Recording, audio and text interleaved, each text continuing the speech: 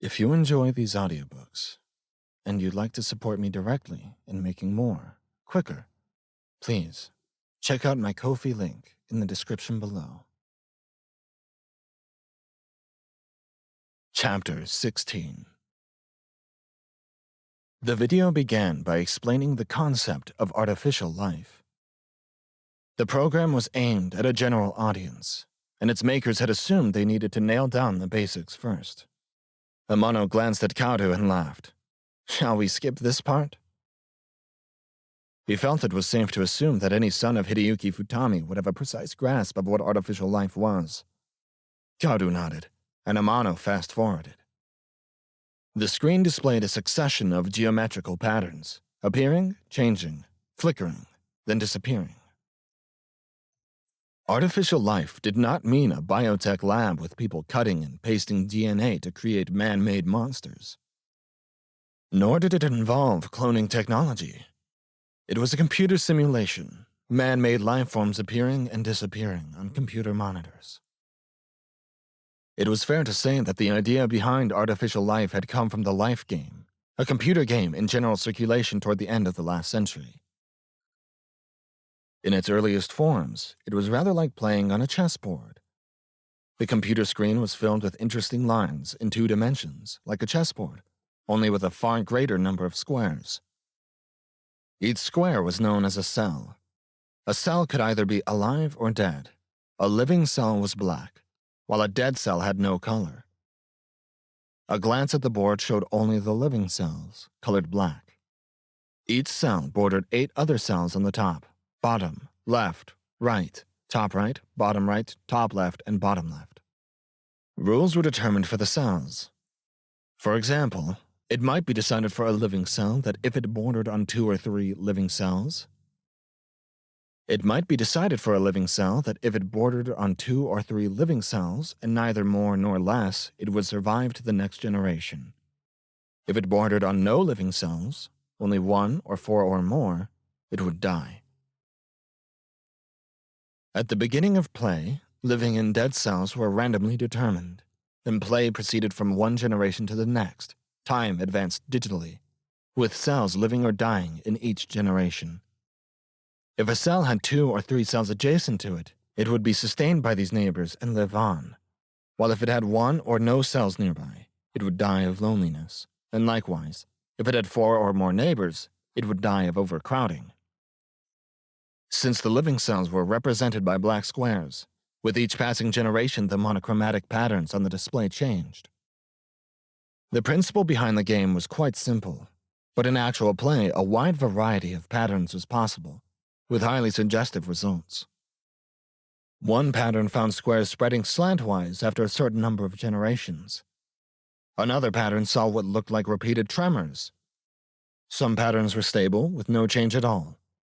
Some patterns negotiated with each other, changing shape on the board like living beings. These changes continued until all the cells had died out, or the patterns all became fixed, with no further movement. As they developed the concept of the life game, researchers started to detect what seemed like signs of life within their computers. The first element of the definition of life is that it can reproduce itself. As soon as self-propagating patterns were discovered in the life game, researchers from many disciplines began to lend their expertise, in the hopes that keys to the beginning and evolution of life on Earth might there be found. It was this chain of events which led to Hideyuki Futami, with his background in medicine, to work with computers on the artificial life project. No doubt Amano, the microbiologist, had similar reasons for joining the center. Science had regressed to a point where it could go no further without breaking down the walls between disciplines and enabling a more dynamic exchange of ideas. Amano stopped fast-forwarding at an appropriate place and pressed play. There. Now it gets into the aims of the loop research. Hideyuki's face was on screen now. Kaoru felt a tightening in his chest as he saw his father's youthful countenance.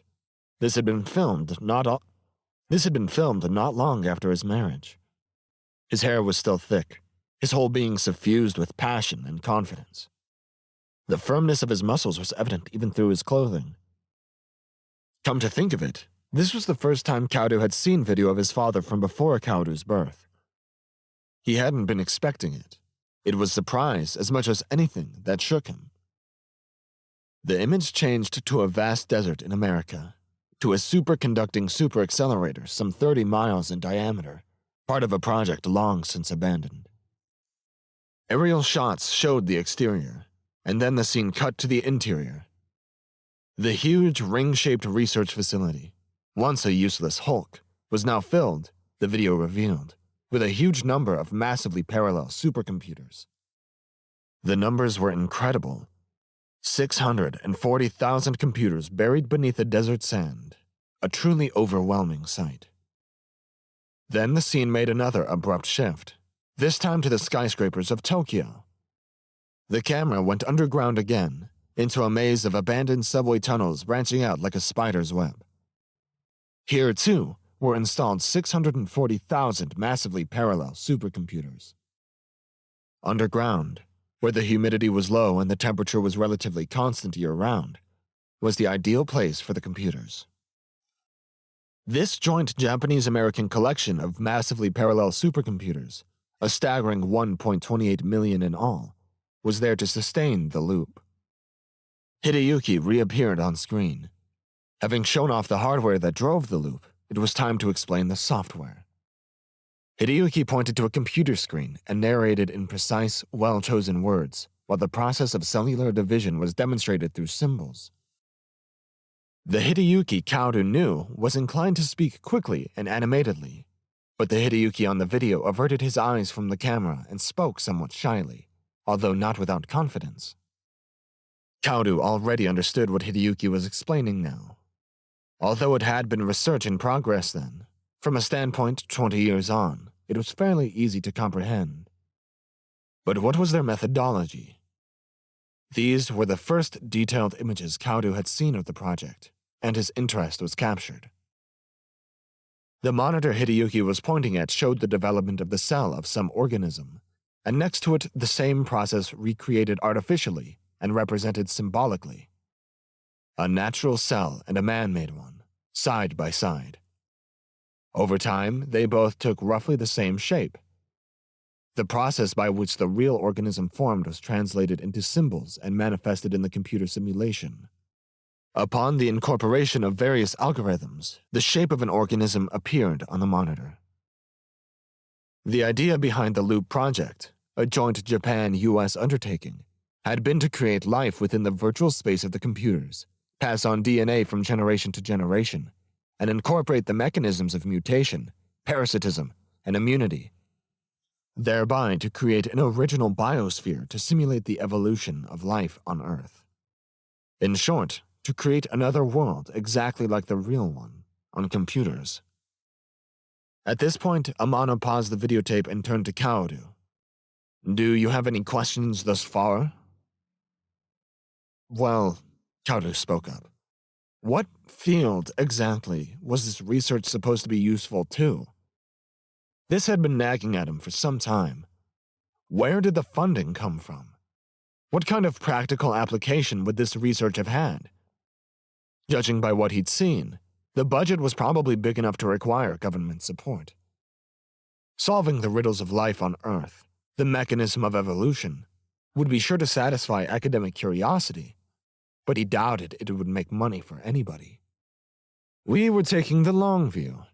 We knew that at first it would be of only limited use, but once we opened up the field, there was no telling what kind of developments would pop up later. The number of possible applications was literally infinite.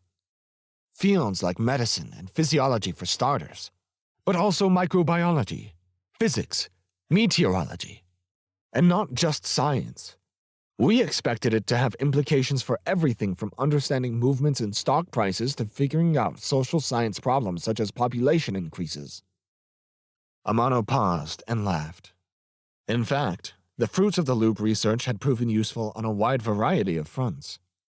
It became possible to know the point at which Earth's environmental and ecological balance would be destroyed, allowing for the development of management strategies.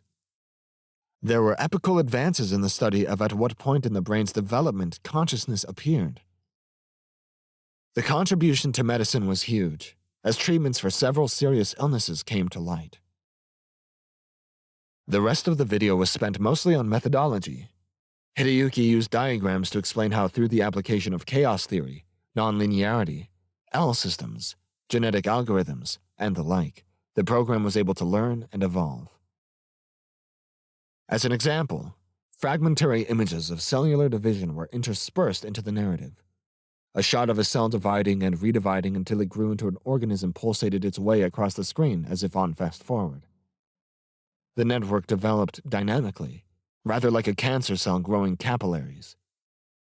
Even though Kaoru knew it was a mechanical simulation, it looked remarkably alive. Having concluded its explanation of the methodology and thus its introduction to the project, the video ended with an invitation to the viewer to follow the real-life progress of the experiment. Kaoru found it a pretty convincing promo. Creating a computer simulation of the beginning and evolution of life wasn't a particularly unusual thing. It had been done several times in several different places. What amazed Kaoru was the scale of this project, the minute level of detail, the innumerable parameters that had been fed into the program. He figured it had to be the first time anything like it had been attempted. What the experiment did was to take some of the 4 billion years since life had begun and compress them into an accessible digital time frame. Billions of years had been abbreviated on the computers into 10 or so years of real time, while still perfectly recreating in the virtual space the complexity of the real world. Kaoru was curious about the subsequent progress of the research. "How far did Loop go?" he asked Amano, who was rewinding the tape. "Didn't Futami-sensei tell you?" "He told me that the pattern turned cancerous, that's all." Amano looked troubled. "Well, that's about the size of it." "I'd like to know more about the sequence of events, though." "I'm sure you realize that even if you had the time to look at it, your life would end long before you finished." Kaoru sighed intentionally. "Okay, why don't we move to a different room and talk over coffee? I'd like to hear more about your father's condition, actually." Amano led Kaoru into a larger but drearier room that looked like it was used for meetings or training sessions. It contained steel desks and folding chairs, and instead of modern art, the walls held a map of the world. All in all, it was an unremarkable room, sort of like a school classroom in miniature.